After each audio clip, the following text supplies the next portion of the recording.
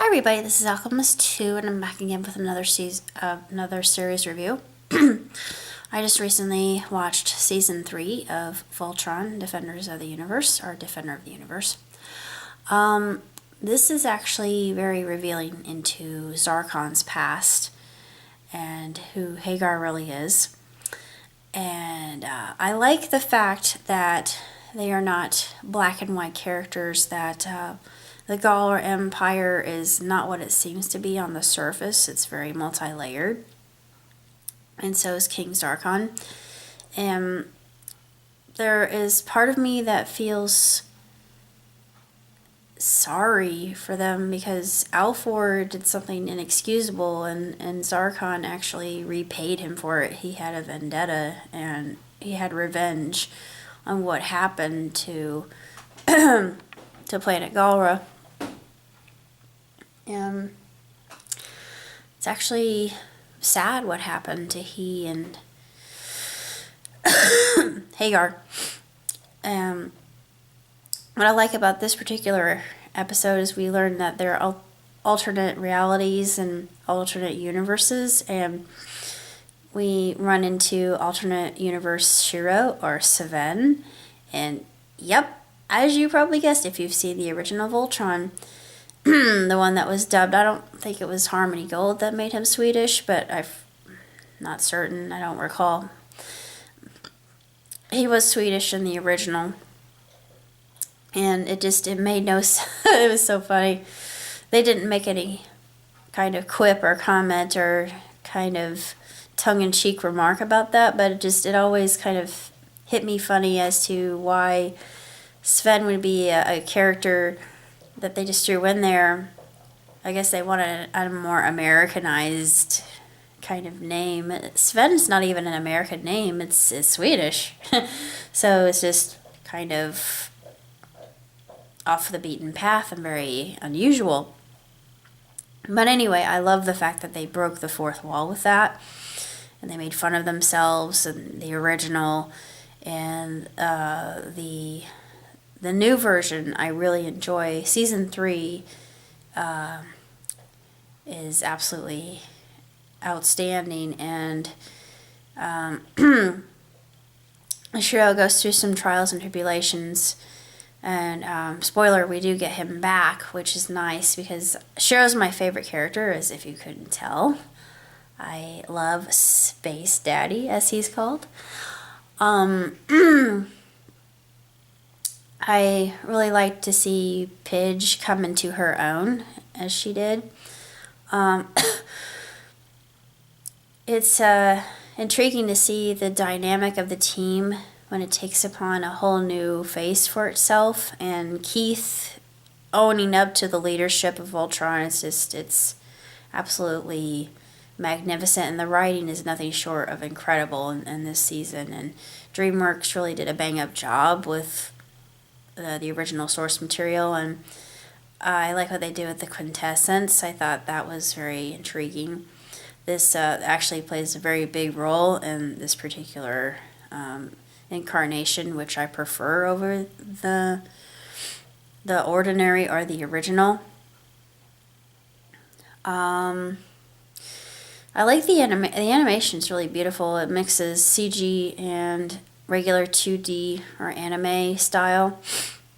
I'm kind of wondering if the final season that they have, I don't know if they're going to be doing any more, because it seems like season 4 is another short one, just like this one was. This one only had 7 episodes, which I don't think would be normal for a season per se, because when you're watching anime, if you're watching a whole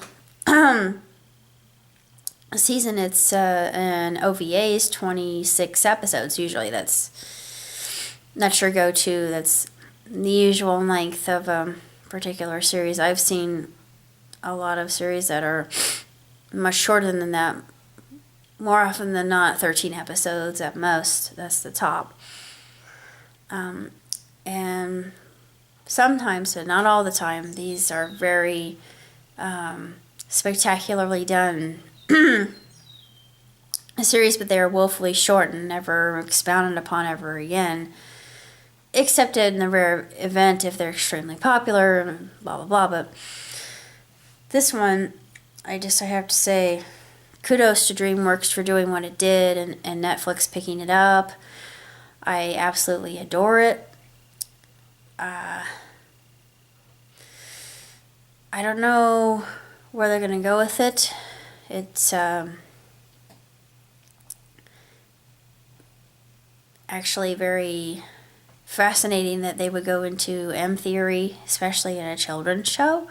And I'm glad they did, because I think it would make the viewer more curious. I mean, for me, I like to do research on it, even though it's not my forefront and it's definitely not my job. It's just something I do for fun. But this particular part of the series, you have good versus evil, but like I said, it's not always clear cut. It's not always a complete picture of the ulterior motives, if they do have them, and why the Galra is the way it is, and King Alphore, when there was peace, but soon they developed Voltron, and you see the origin story of that, and it's breathtaking and very heartwarming to see them working together. You see the original paladins for the lions, and how the lions choose their paladins, and they have a communication. It's telepathy.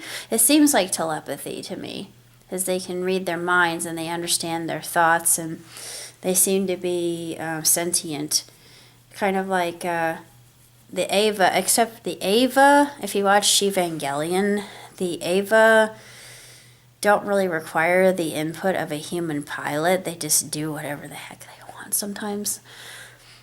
And that's what gives you pause when you watch that particular series, amongst many other elements and themes. And I like this one and the themes that it has, and its morality that is shown to the utmost degree. And even when the team seems to be falling apart, Keith actually gets all of his ducks in a row, and he's able to step up and be a leader and think, instead of being so impulsive, he starts to be more pragmatic and strategic in the way that he plans his battles. And just to see him blossom like that is really incredible. And truly it is a phenomenal show, and I'm glad they had the chance to see everything that's gone on so far. So I've got one more season, and we'll see where it leads. And I don't know, it just keeps getting better. It just keeps improving. So that's all I gotta say. Until next time, live long and prosper. Ciao, Tootsie.